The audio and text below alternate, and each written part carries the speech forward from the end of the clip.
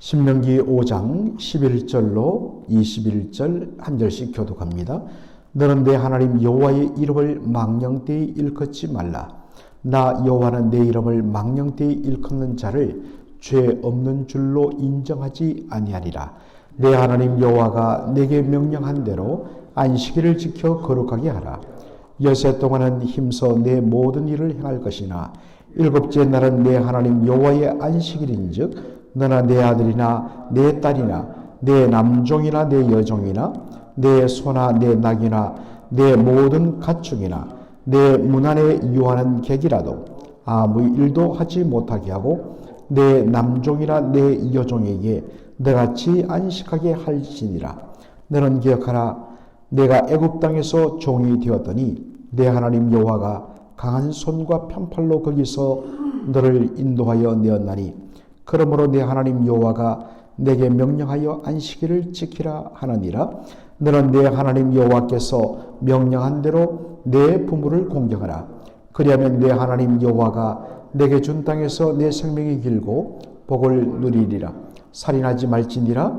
간음하지 말지니라. 도둑질하지 말지니라. 내 이웃에 대하여 거짓 증거하지 말지니라. 다같이요 내 이웃의 아내를 탐내지 말지니라. 내 이웃의 집이나 그의 밭이나 그의 남종이나 그의 여종이나 그의 소나 그의 낙이나 내 이웃의 모든 소유를 탐내지 말지니라. 아멘. 오늘 저는 내 하나님 여호와께서 명령하신 대로 라는 그런 제목으로 오늘 십계명 부분을 한번 살펴보도록 하겠습니다. 어제 우리는 그 십계명 앞부분을 저희들이 보았습니다. 그런데 다시 한 번 더 여러분에게 중요해서 말씀드립니다. 십계명을 살피기 전에 우리가 꼭 한번 짚고 넘어야 할 것이 뭐냐? 하나님께서 우리에게 계명과 율법을 주신 이유와 목적이 되었습니다. 제가 여러 번 이야기했지만 십계명이 바로 언약의 중심이고 그 십계명을 풀어서 적용한 것이 율법이라고 보면 되겠습니다. 많은 경우에 계명 혹은 율법을 어떤 의미에서 그것을 지킴으로 말미암아 하나님 앞에 의롭다움을 받고 그 결과로 하나님이 백성이 되는 하나의 조건으로 율법을 생각하는 경향이 많습니다. 그러나 그렇지 않습니다. 원래 계명과 율법을 주신 목적은 바로 십계명의 서론이 잘 보여준다고 어제 말씀드렸습니다. 우리는 십계명 하면 곧바로 제1계명으로 들어가는데 성경을 보면 십계명 앞서서 나온 그 서론 부분이 사실은 제일 중요합니다. 나는 너희를 애굽 땅 종되었던 집에서 인도해낸 너희 하나님 여호와라 라는 말씀입니다. 하나님은 누구신가? 지금 이 말씀을 명하시는 하나님은 누구신가? 이 말씀을 지켜 너희들이 순종하면 너희가 구원을 받을 것이고 의롭다움을 받고 하나님 백성 될 것이가 아니라 나는 너희를 애굽 땅 종되었던 집에서 너희를 인도해낸 구원해낸 바로 너희의 하나님 여호와라. 내가 너희의 하나님 여호와라는 말씀 속에는 무엇이 생략되었다고 말씀드렸습니까? 그렇다면 너희는 바로 나 여호와 하나님의 백성이다. 이미 하나님의 백성 되었다는 것입니다. 하나님의 백성 된 것은 그들의 어떤 자격과 조건과 공로로 된 것이 아니라 전적인 하나님의 구원의 은혜로 하나님 백성 된 것이에요. 그런데 이제는 뭡니까? 그 백성의 신분과 바로 존재에 걸맞는 삶을 살아야 된다. 어떻게? 바로 십계명을 통해서.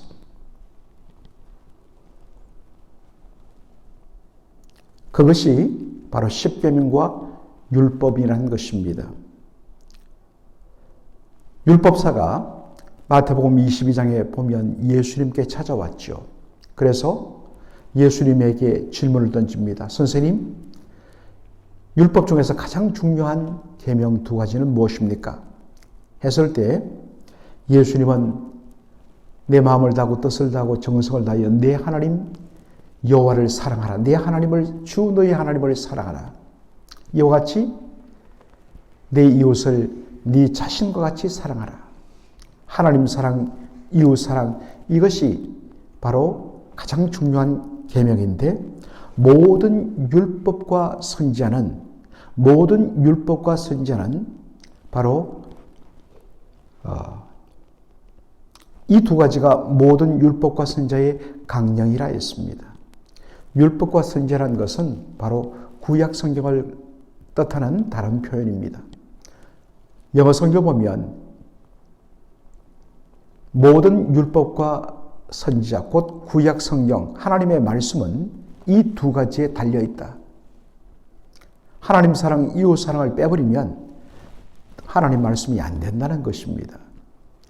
다른 말로 하면 구약 성경의 모든 말씀은 하나님 사랑, 이웃 사랑으로 풀어야 그 말씀이 열린다는 말씀이기도 합니다. 하나님의 백성의 삶은 언제나 하나님 사랑, 이웃 사랑으로 그렇게 열매 맺혀져야 된다는 것입니다. 그렇게 말씀하신 후에 제1계명, 너는 나 외에 다른 신을 내게 두지 말지니라. 어제도 말씀드렸지만 이 말씀의 정확한 의미는 너와 나 사이에 다른 신을 두어서는 안 된다. 왜 그렇습니까? 어떤 젊은이가 결혼하기 전에는 이 사람 저 사람 만나기도 하고 눈길을 주기도 합니다. 그러나 한 사람과 사랑하여 결혼하기로 맹세하고 서약한 그때로부터 부부가 되면 어떻습니까? 다른 데 눈 돌리면 안 되지요. 당신과 나 사이에 다른 사람 두면 안 된다는 것입니다. 이건 당연한 것이죠. 당연한 것이죠. 왜 그렇습니까?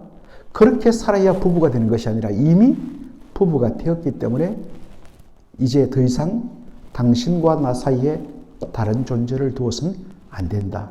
여러분 이해되지 않습니까? 이건 당연한 요구지요.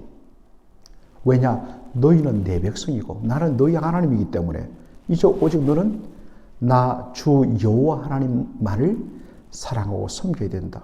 당연한 일입니다. 이것을 다른 식으로 표현한 것이 뭐냐? 오늘 본문에 나오는 대로 나는 질투하는 하나님이라. 나는 질투하는 하나님이라. 어제 9절에 나온 말씀이죠. 질투란 말은 우리 한국 개념에서는 굉장히 부정적이에요. 저 사람 질투가 많아. 그래서 옛날 유교 질서에서는 여인의 질투를 그 칠거지역이라고 해갖고 남편이 자기 외에 다른 여인을 취하여 첩으로 삼는 것을 질투하면 그 집에서는 내쫓아라. 이런 악법도 있었다지요. 그런 의미에서 우리에게는 이 질투란 말이 굉장히 부정적으로 형성되어 있습니다. 그런데 하나님은 나는 질투하는 하나님이라. 여러분, 질투란 말은 어떤 의미에서 긍정적으로 보면 정당한 사랑 요구입니다. 내가 당신의 남편이고 내가 당신의 아내이기 때문에 당신 나만 사랑해야 된다. 정당한 요구인 것입니다. 이것을 질투라고 이야기합니다. 하나님 말씀하십니다. 너를 구원한 여호와는 오직 유일한 하나님이다. 나밖에 없다. 그러므로 당연히 여호와 하나님만 사랑해야 되는데 엉뚱한 우상들에게 가서 절하고 그를 경배하는 것, 이것은 영적인 간음이라고 이야기하는 것입니다. 그래서 선지서를 보면 간음이란 표현이 많이 나옵니다. 왜냐하면 하나님과 이스라엘 백성 간의 언약은 마치 남편과 아내의 바로 결혼 언약과 너무나도 흡사하기 때문인 것입니다. 한 배우자가 자신의 배우자를 저버릴 때 간음이라고 이야기하듯이 하나님의 백성이 마땅히 사랑해야 할 하나님을 저버릴 때 그것을 영적 간음이라 우상 숭배를 그렇게 표현하는 것입니다. 하나님은 요구하십니다. 오직 나만 사랑해라. 그리고 하나님은 우리만을, 하나님 택한 백성만을 사랑하시는 분이십니다. 제3계명은 너는 나 여호와의 이름을 망령되이 일컫지 말라는 것입니다. 이 3계명 때문에 이스라엘 백성들은 그 이후로 하나님의 이름을 부르지를 않았습니다. 애들로 표현했습니다. 그래서 여호와라, 사실은 어떤 학자는 여호와가 아니라 야훼로 발음하는 것이 정확하다. 왜 이런 논쟁이 일어날 수밖에 없었느냐? 여호와라는 글자를 적고 나서는 하나님의 이름을 망령되이 일컬으면 안 된다는 생각 때문에 여호와라고 자음은 적어놓고 그것을 발음할 때는 아도나이, 주님이라는 이름으로 번역을 해서 읽었기 때문입니다. 그래서 그 전통 때문에 여러분들 우리 한글 성경에는 여호와라고 나오는데 그것을 번역한 영어 성경을 보면 그것이 NIV든지 ESV든지 The Lord, 주라고 번역하는 이유가 바로 이 전통 때문에 그렇습니다. 하나님의 이름을 망령되이 일컬으면 안 된다. 그만큼 소중히 여겨야 된다.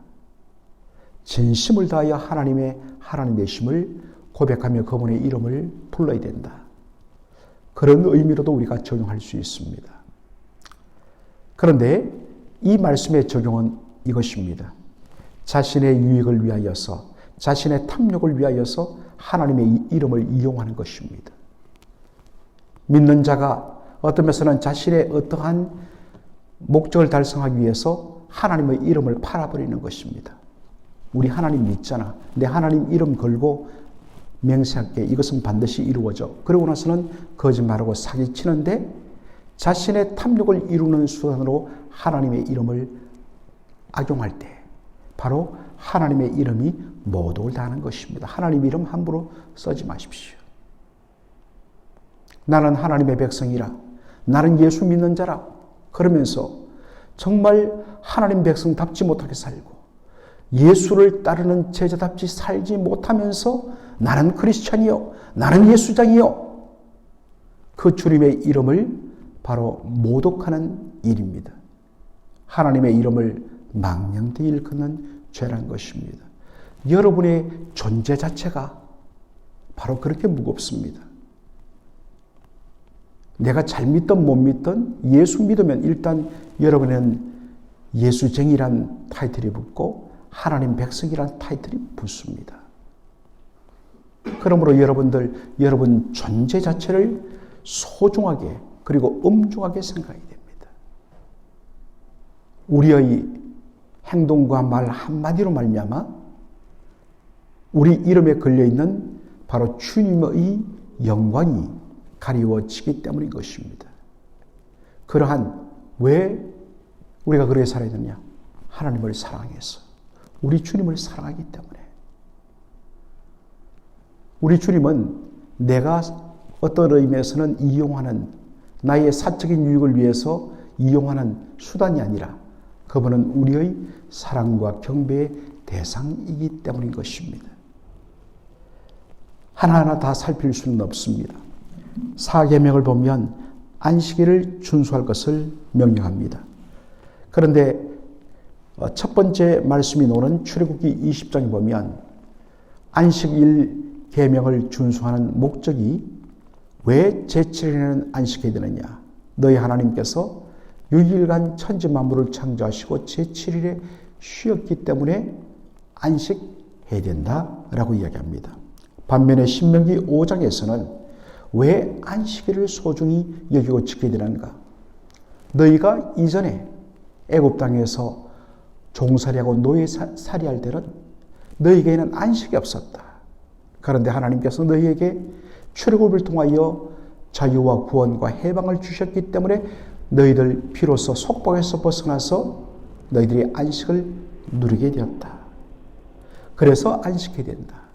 여러분, 우리가 율법에서 말하는 안식일, 즉 토요일 제7일을 안식일로 우리는 지키지 않습니다. 왜냐하니까 진정한 참된 안식은 바로 예수님께서 십자가와 부활을 통하여 죄와 사망에서 우리를 온전히 구원해 내신 바로 그것이 우리의 진정한 안식이기 때문입니다. 그런데 그 안식, 구원의 완성으로서 안식이 완성된 것이 언제입니까?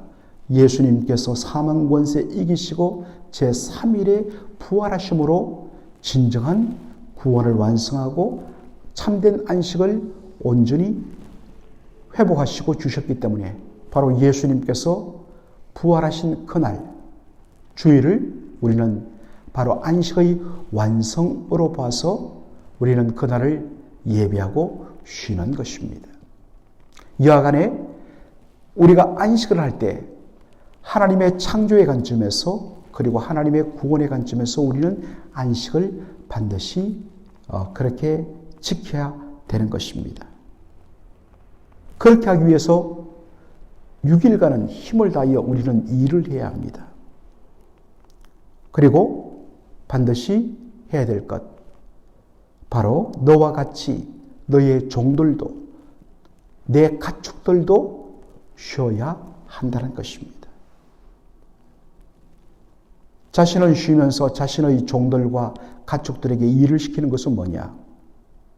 그 밑바탕에는 일을 해야지, 내가 일을 해야지 내 삶을 바로 책임질 수 있다. 내 삶을 책임지시고 온전히 이끄시는 분이 하나님이 아니라 바로 나 자신이라는 생각이 밑바탕에 있기 때문에 쉬지를 못하는 것입니다. 왜 우리에게 염려, 근심이 가득한가? 내 삶을 책임져 주시는 하나님에 대한 믿음, 그 믿음으로 나의 모든 삶의 염려와 근심의 짐을 주께 맡기지 않기 때문에 염려와 근심이 있는 것입니다. 그게 안식이 없는 것입니다. 여러분, 안식과 염려, 근심이 연결됩니다. 하나님, 나를 사랑하셔서 내 삶을 책임지시는 분이다. 그러므로 내가 하루 일을 하지 않더라도, 그리고 일정 기간 어떠한 사정 때문에 내가 일을 못하더라도 그 하나님, 당신의 백성을 책임져 주시는 분이다. 그 하나님에 대한 신뢰와 믿음 있을 때 우리는 염려, 근심에서 벗어나고 안식을 누릴 수 있는 것입니다. 여러분, 오늘 여러분 마음속에 어떠한 염려, 근심이 있습니까? 그 때문에 여러분 마음에 눌려서 안식하지 못하고 있습니까? 다시 하나님을 바라보십시오. 하나님을 사랑하십시오. 진짜 하나님을 사랑하는 것은 뭐겠습니까? 그분을 신뢰하는 것입니다. 하나님을 신뢰하고 그분께 맡기십시오. 그러나 이걸 악용해서는 안 되는 것이죠. 하나님, 나의 삶을 다 책임지기 때문에 나는 아무 일 안 해도 하나님 다 책임질 거야. 아니요. 할 수 있거든 6일간 힘써 일해야 합니다. 그러나 내가 할 수 없는 여러 가지 어려운 상황, 실직을 했다든지 어떤 몸이 아파서 일할 수 없을 때 하나님께서 당신의 백성의 삶을 책임져 주신다. 그러므로 당장 앞이 보이지 않고 야, 어떻게 살지? 그러나 하나님께서 먹이신다. 책임져 주신다. 라는 믿음이 있을 때 거기에 진정한 안식이 있는 줄로 믿습니다. 6계명부터 10계명까지는 바로 이웃사랑, 물론 5계명, 부모 공경과 사랑을 포함해서 사람과의 관계에 있어서는 철두철미하게 이 모든 말씀이 바로 이웃 사랑의 말씀으로 접근을 해야 됩니다. 살인하지 말라. 단순히 흉기로 사람을 해코지 하지 않는 것만이 이 말씀의 실천일 뿐만 아니라 예수님은 더 본질적으로 말씀하시죠. 하나님의 형상으로 지음받은 인격에 대하여 존중하고 사랑하고 말 한마디 한마디라도 그 영혼을 다치지 않게 하는 것, 이것이 진정한 이웃 사랑이다. 간음하지 말라. 내 아내 외에, 내 배우자 외에 다른 사람에게 눈길을 주는 것, 마음에 품는 것, 간음이다. 맞습니다. 그러나 우리 주님께서 제7계명을 주신 근본 목적은 무엇이겠습니까? 내 남편과 내 아내만을 사랑하라 입니다. 적극적으로 내 아내, 내 남편 사랑하지 않으면 나 다른 여인, 다른 남자에게 눈길 주지 않습니다. 나는 어떠한 불륜을 저지르지 않았습니다. 여러분, 그것은 7계명을 지키는 것이 아닙니다. 한 걸음 더 나가야 됩니다. 사랑의 관점에서 더 사랑하라, 더 섬기라, 더 축복하라. 그리고 하나님이 허락해 주신 아내와 남편 한 사람으로 만족하라. 여러분 진정으로 여러분 남편, 여러분 아내를 최고의 선물로 만족하십니까? 아니면 저 왼수 언제 죽냐? 우리 농담으로 한마디 할 수는 있습니다만은 여러분 그것이 여러분 마음자리에 머물게서는 안 됩니다. 적극적으로 사랑해야 합니다. 적극적으로 섬겨야 됩니다. 헌신해야 됩니다. 그것이 진정 계명에 대한 순종의 말씀일 줄로 믿습니다. 마지막 제10계명 탐내지 말라. 예수님이 말씀하시죠. 누가복음 12장에 사람의 생명에 넉넉함은 사람의 생명은 그가 가진 소유의 넉넉함에 있지 아니하니라. 많은 분들이 자신의 소유가 많으면 자신의 모든 것이 준비되어 있으면 그것이 자신의 삶을 풍성하게 할 것이라고 생각합니다. 일부분은 맞습니다. 그러나 그것이 진리가 되지 못한 이유는 아무리 많이 가져본들 그 마음속에 하나님 한 분으로 말미암는 감사와 만족이 없다면 그 많은 것을 감사함으로 누리지 못하고 평생 탐심의 노예가 되기 때문인 것입니다. 사랑하는 성도 여러분, 온전히 주님 한 분만으로 만족하고 감사하는 저와 여러분 되기를 주의 이름으로 축원합니다. 아멘. 살아계신 우리 아버지 하나님, 오늘 저희들 10계명 부분을 다시 한 번 더 점검하면서 하나님께서 이스라엘 백성들에게 10계명과 율법을 주신 목적과 이유를 보게 하여 주시고 그에 따라서 하나님 사랑, 이웃 사랑의 관점에서 말씀을 다시 조명해 보았습니다. 아버지 하나님, 진정으로 우리의 삶의 중심에 바로 하나님이 계시게 하옵시고 온전히 하나님 사랑, 이웃 사랑의 관점에서 적극적으로 계명을 저희들이 실천하고 순종하는 삶이 되게 하여 주옵소서. 예수님의 이름으로 기도하옵나이다. 아멘.